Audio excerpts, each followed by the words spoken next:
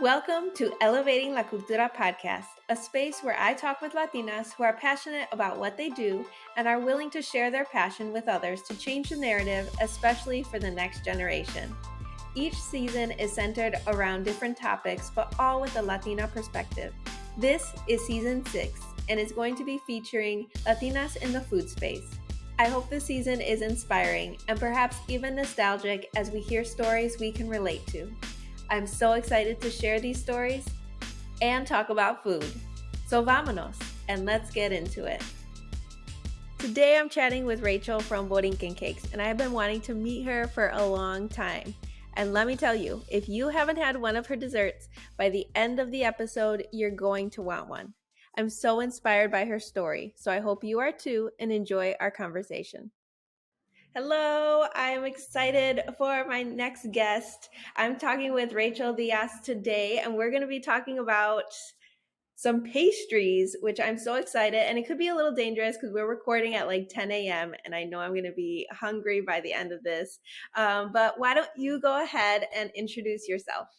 Hi, I'm Rachel Diaz. I'm the owner of Borinken Cakes, a Puerto Rican bake shop in Chicago. And I'm a mom of two boys.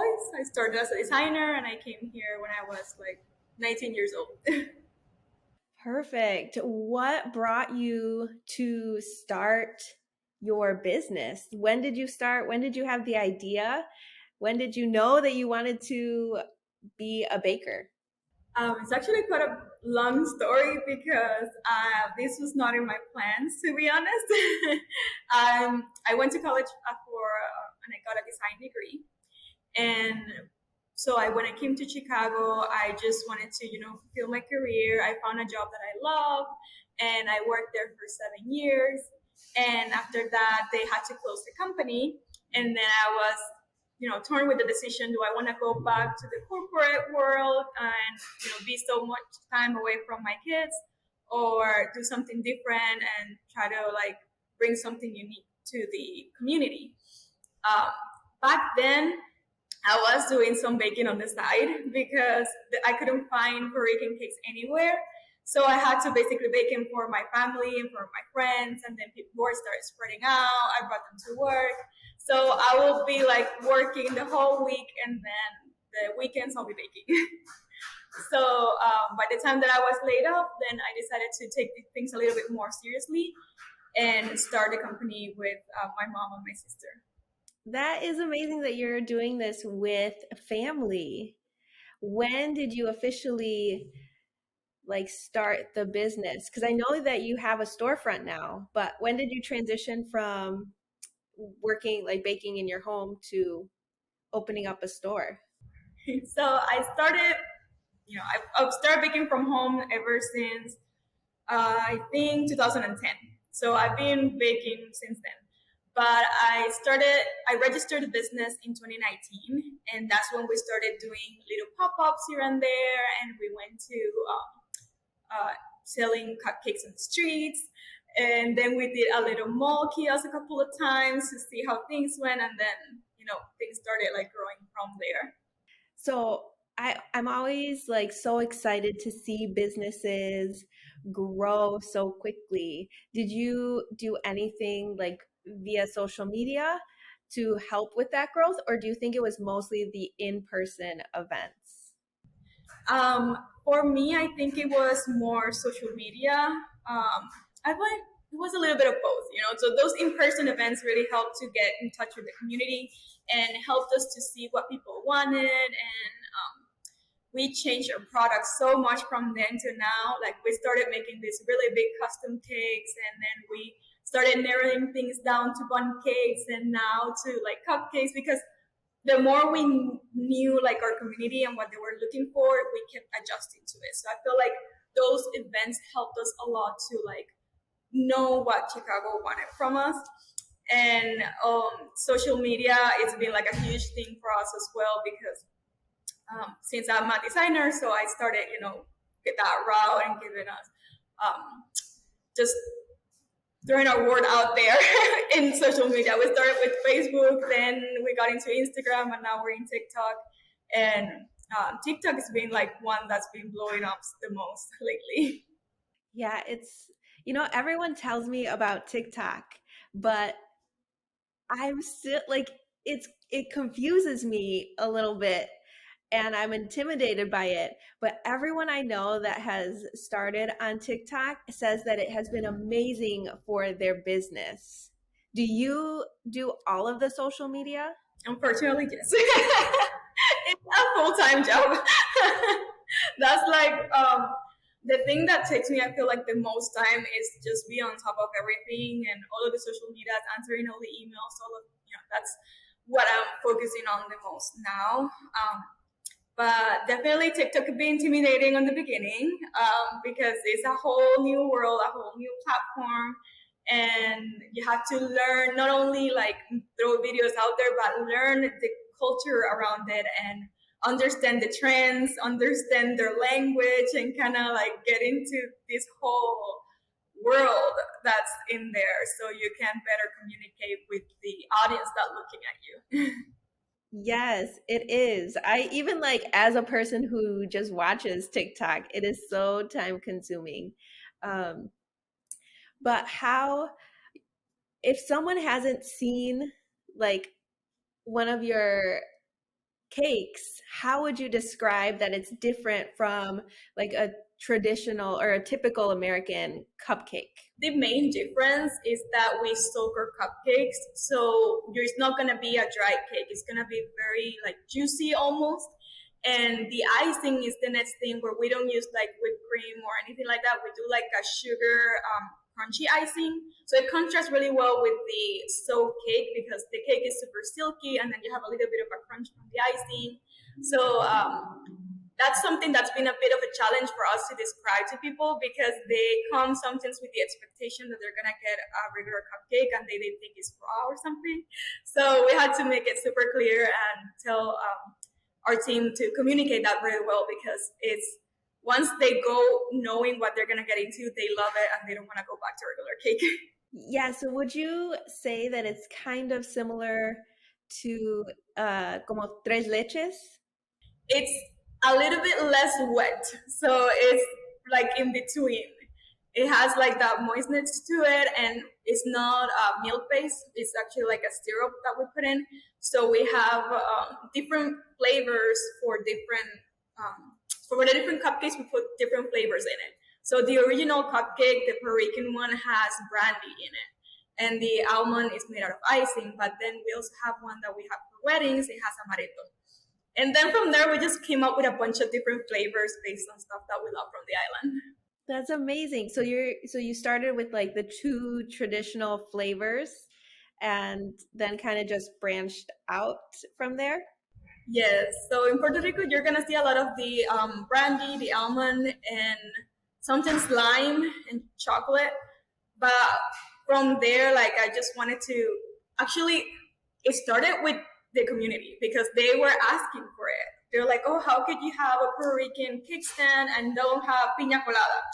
I'm like, like that's not traditional from cake, but I'll give it a shot, and you just kept going from there. And I love like creating new flavors. That's one of my favorite parts of the job. That seems like the fun part because you said you were a designer and that involves a lot of creativity and thinking. So that's amazing that you've been able to pull from like your background to the bakery or to the kitchen, essentially, right?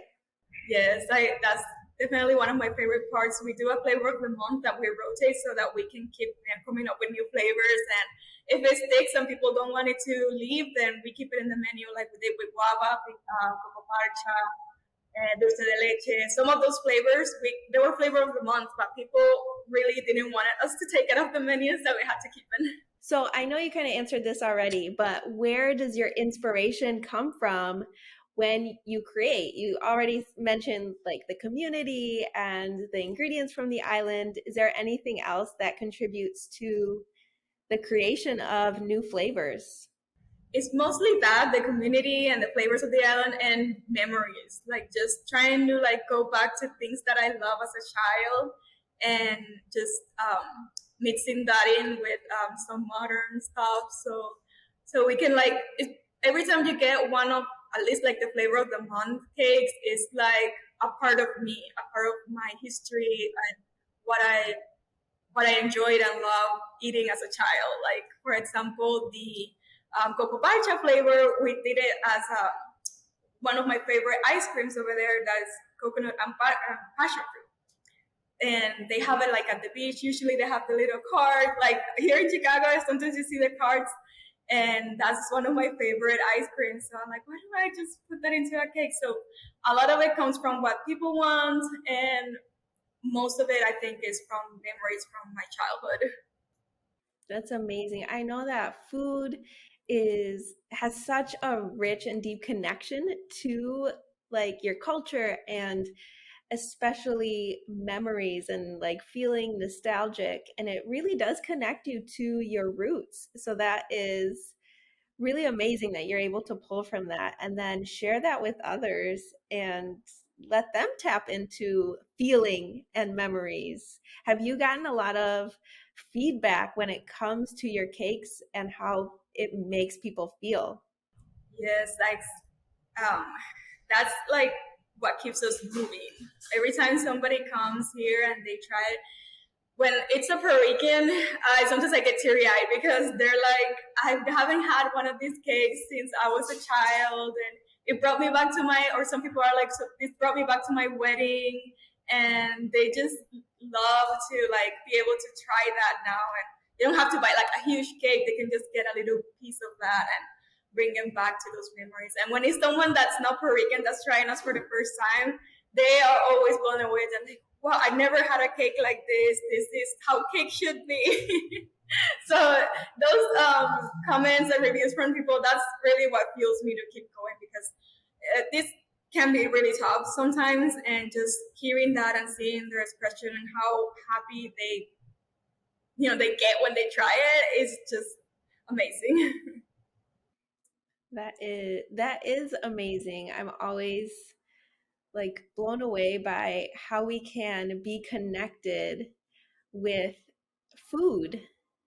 And I really love that about the Latinx culture.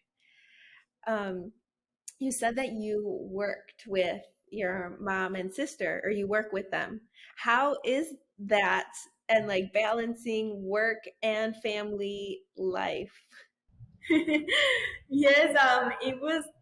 My sister started with us from the beginning. She helped us basically build everything. She'll help us at the kiosk, and then she had to move back to Puerto Rico to finish her studies.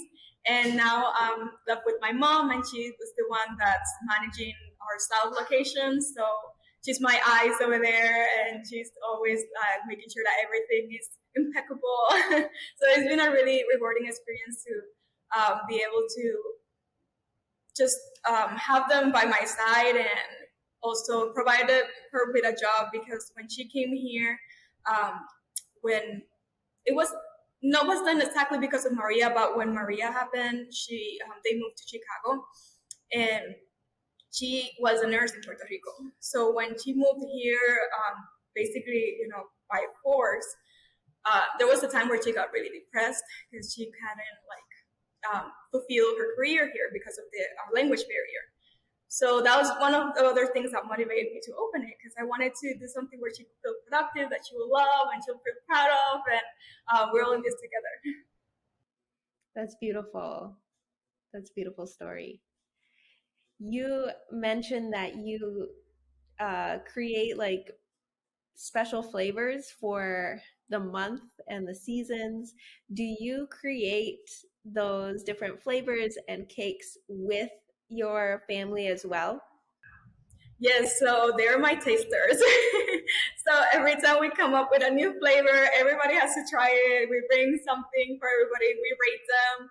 We're like, so they're all involved in the process, and it's something really fun. Like, there's could be super honest, and they'll be like, "Oh no, that's not Borinken Cake style. Like, you need to like kick it up a notch."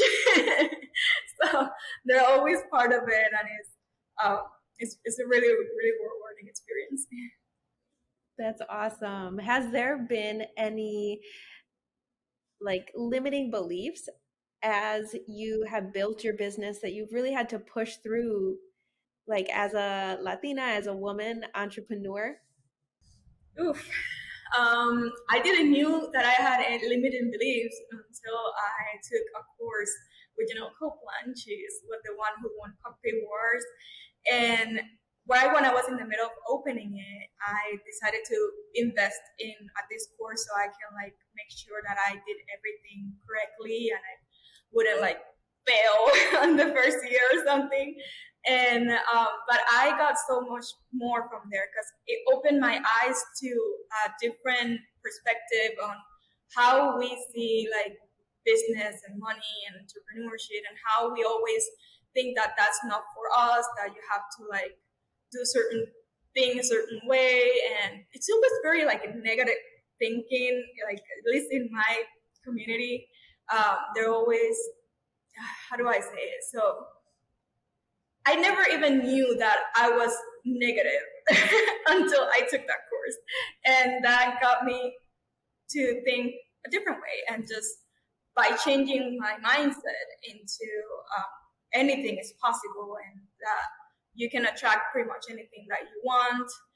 And it's just mind blowing because you get like you grow up with these limitations, like you can only go this far, and once you start learning about how things really work, you realize that that doesn't exist really. There's no limits to what you can do.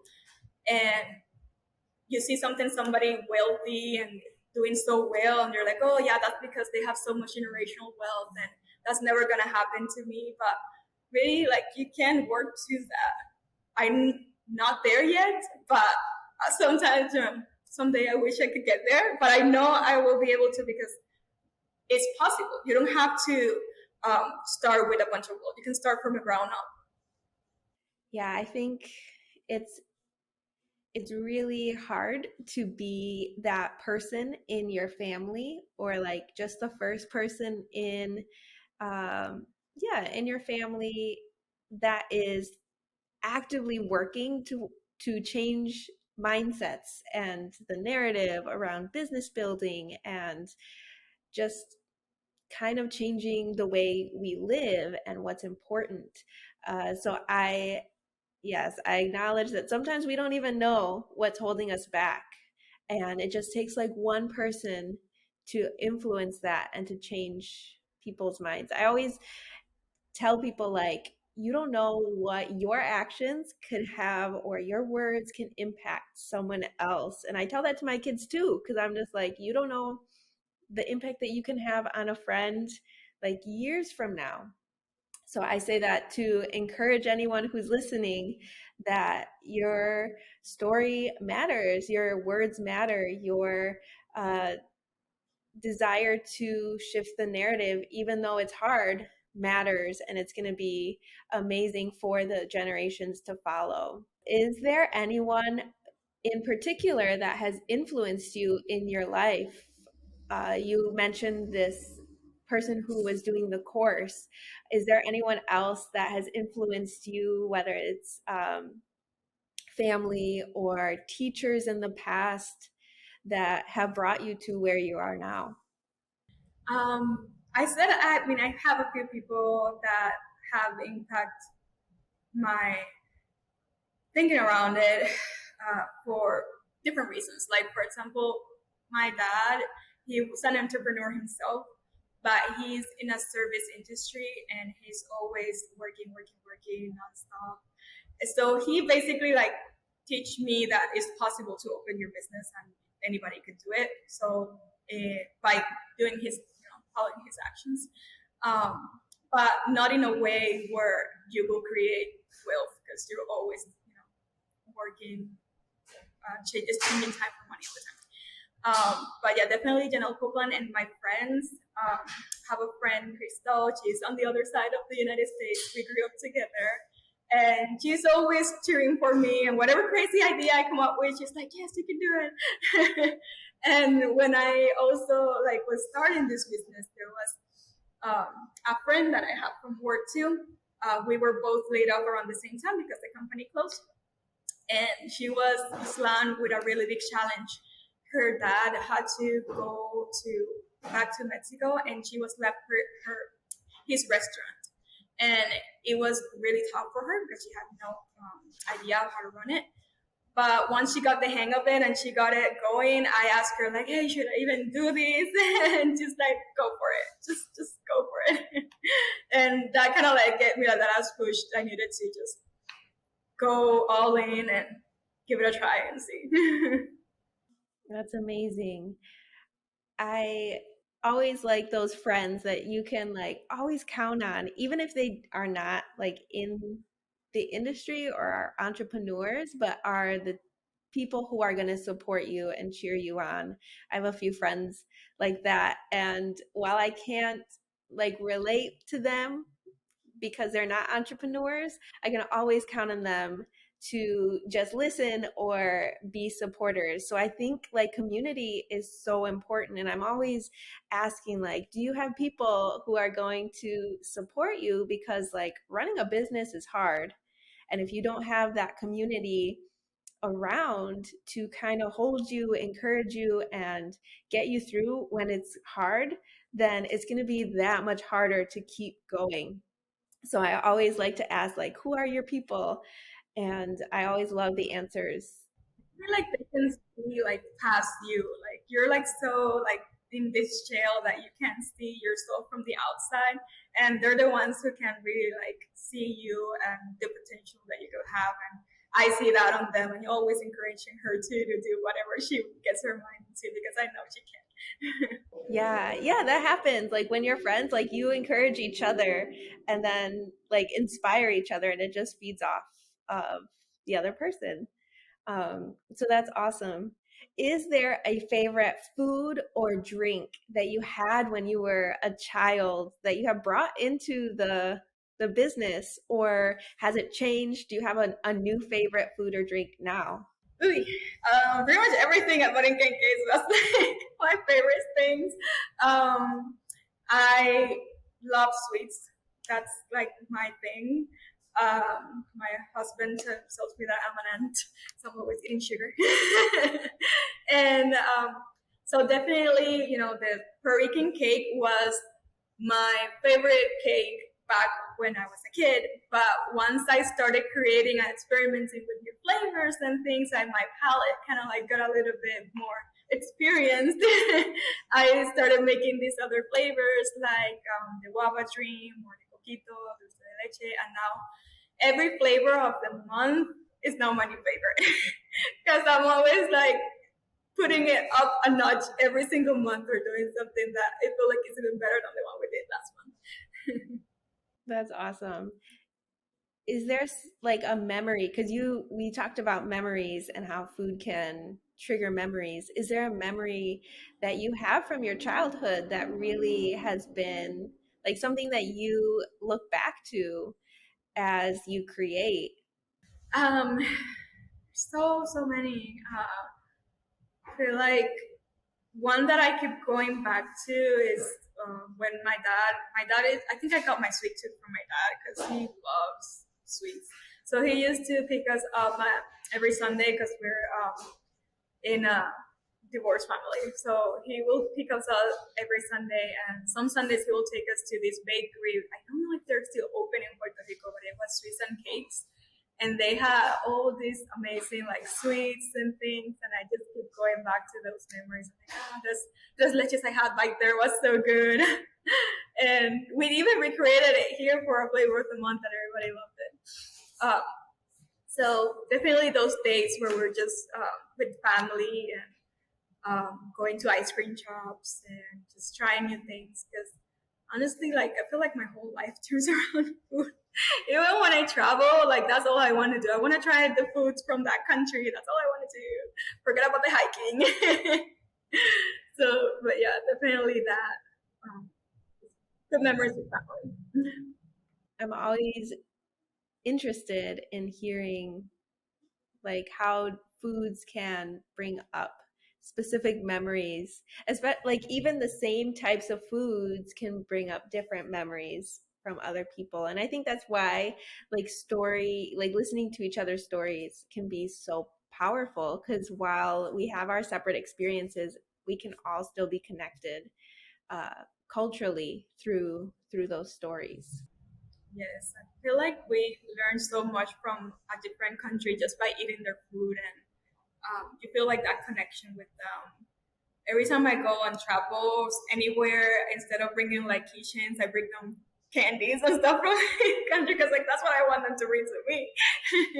But I feel like there's a connection, uh, like to the roots of any country. Like when it comes to food, you just get um, it's like you're sharing a piece of you when you're like cooking something for somebody. Yes. Yeah, that's a good way to describe it. You're sharing a piece of you. Because food, like there's so much love and care around preparing food. And yeah, it's like a piece of us that is going to, like, we are sharing that with whoever gets to eat the food that we make. I am curious as to how you shifted your business or how your business was impacted over the last 2 years through the pandemic. Okay. So I actually started in the pandemic, which is crazy. A lot of people thought I lost it because when I started a little bit before the pandemic. I was going baking and doing all of the pop-ups and stuff, and seeing if people really like connected with what we're gonna offer. And once I realized there's a lot of people out there looking for what we had to offer them, we were about to sign a lease with the mall to do the kiosk. And then COVID started. And I was also signed the lease for this location. And I wanted to like cancel, like I can't do this. And I had a meltdown, like, is this not gonna work? And we just kind of like stopped for a little while. They closed the city hall, so I couldn't do any construction here or anything because I didn't have the permits. So something that could have taken maybe 3 months to build took us a whole year. And when I was at the mall, they called us back and they told us, "Hey, we opened the mall. Do you want to come in and give it a try?" And I decided to take the risk and do it because I felt like the community needed this. Like they needed something to smile about, something to be excited for inside all of that negative cloud that was going over us. So we shifted a little bit of our concept and started incorporating deliveries, no touch pickups, so they can like order with a scan and just give it to them. And we just try to do it, keep things as safe as possible. And once we were, finally getting the hang of it, we get the second wave of COVID, and the mall is a ghost town. And that's when we were like, I don't know if we're gonna be able to make it because we can't even pay our team to be there because I had to be cooking. So it was really, really tough. And somehow, with the help of people, some grants that we got, like micro grants, we're able to go through those hard months and finally open up here. I would love for people to know like your location so that they can know where to find you and to go try your cakes. And so we have two locations at the moment. We have this one that's the main bakery. It's on right by Newport Airport on 5328 South Archer Avenue. And here we have the whole menu with drinks and all, and like the coquito frappe, hot chocolate, and all that fun stuff. And then on Logan Square, we moved our kiosk, so we're not at the Harley Davidson Plaza anymore. We had to move it to Logan Square because it was too small for us. And we are right next to Caribela in 3313 West Fullerton. And right now we're starting to dip our toes into shipping. So hopefully we'll start shipping soon. That's awesome. And it's so, like, I know 2020 was rough and it was hard, but I'm also inspired by all the businesses that like pushed through, made pivots, stepped back, took steps forward, and really made it work. And I think what I'm seeing and noticing is that like the Latinx community like shows up. We want to see each other succeed and we want to be there to support. And so I'm just so inspired when I hear the stories of how people have been impacted through the pandemic, but they have like pushed through and made it out the other side and can now say like you have almost like two locations. You're going to be expanding even more. So I say that to say like congratulations. It is something to celebrate and something for other people to be inspired by. Thank you. Yeah, it was definitely tough, but we hope that we can keep, bringing our sweets and more smiles to different communities that we aren't able to provide now, but hopefully in the future we can keep expanding and opening. For sure. What encouragement or advice do you have for the next generation?